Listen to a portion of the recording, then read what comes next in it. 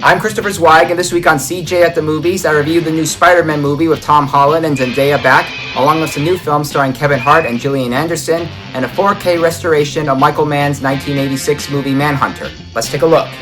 Our first movie is Spider-Man Brand New Day, the latest addition to the MCU series of Tom Holland back as the title hero, whose real identity we all know is Peter Parker. If you recall the last film, he screwed up Doctor Strange's spell that sent the multiverse on a collision course with his world, and in order to prevent that from happening, he asked him to erase everyone's memories of his real identity. In this sequel, Peter is facing some medical issues with his Spidey powers while contemplating about whether or not to tell his friends MJ, played by Zendaya, and Ned, played by Jacob Batalon, about who he is, and trying to capture the telepath Jean Grey, played by Sadie Sink from Stranger Things, and the Whale, who is hopping into people's minds. Among the MCU regulars to tag along, Mark Ruffalo is back as Bruce Banner, who wears an inhibitor to keep his Hulk powers at bay, while John Bernthal plays the Punisher with more attitude than the mediocre Disney Plus special subtitled One Last Kill. It would take a miracle to top Spider-Man 2 or the Spider-Verse movies as the very best of the bunch. Spider-Man Brand New Day, now directed by Destin Daniel Cretton, is not that one, but it's still another worthy addition to the Marvel library. You have to give credit to Holland, Zendaya, and Sink for developing some emotional weight within their characters,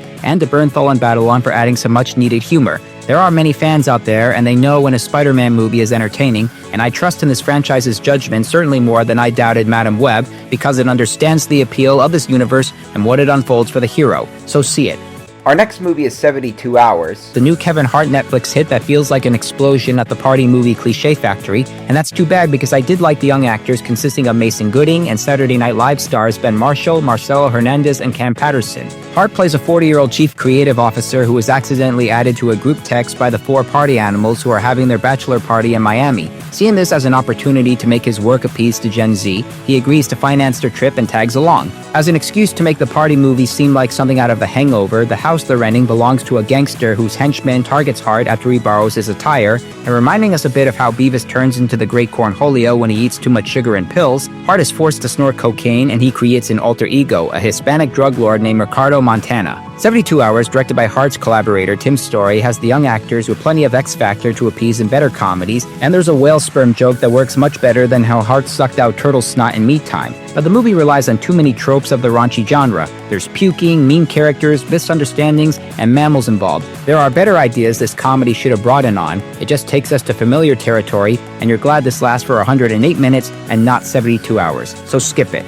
Next up, Michael Mann's 1986 film Manhunter, which is celebrating its 40th anniversary in select locations with a final cut that gives it a 4K appearance. This movie, which is the first cover version of Thomas Harris's book Red Dragon, got mixed reviews and bombed at the box office at the time of its release. But Time has re-examined it as a cult movie, and I think Mann's trademarks merge with the film's tone and narrative. William Peterson plays a retired FBI agent who is called back into the game regarding a serial killer labeled by the media as the Tooth Fairy because of the way he would leave bite marks on his victims.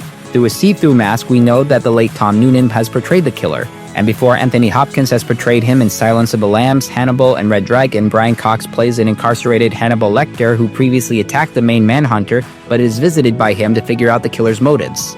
Cult movies have their own ways of trying to make comebacks, and Manhunter should be re-examined for how Mann represents the Harris characters. You have to appreciate Peterson, Noonan, and Cox, and you also have to acknowledge that seeing movies about how killers function keeps us thinking about the insanity of it all. I bought Mann's 1995 bank robbery hit Heat on Blu-ray, and its enhancement is as crisp and fresh as the film itself, and I'm glad I saw Manhunter in 4K in a small movie theater because the appearance resonates with the film itself. And if it isn't playing at your art house theater, then I'm sure you can rent it online or look for it on Blu-ray.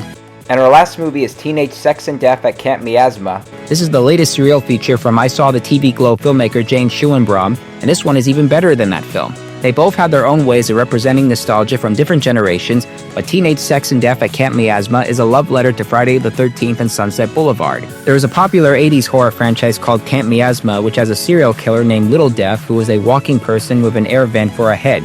In a time of woke, a young queer filmmaker played by Hannah Einbinder is asked by the studio to reboot Camp Miasma and meets the original star of the film, played by Gillian Anderson, on the original movie campsite. There's like a 20-minute portion of the film where the filmmaker and star watch the original Camp Miasma, which represents a time period when characters had to make stupid choices in a horror movie, which in this case has the characters standing and questioning the killer before they get pierced. But instead of irritating us like the movie characters making dramatic pauses in Jurassic World Fallen Kingdom, they make us laugh.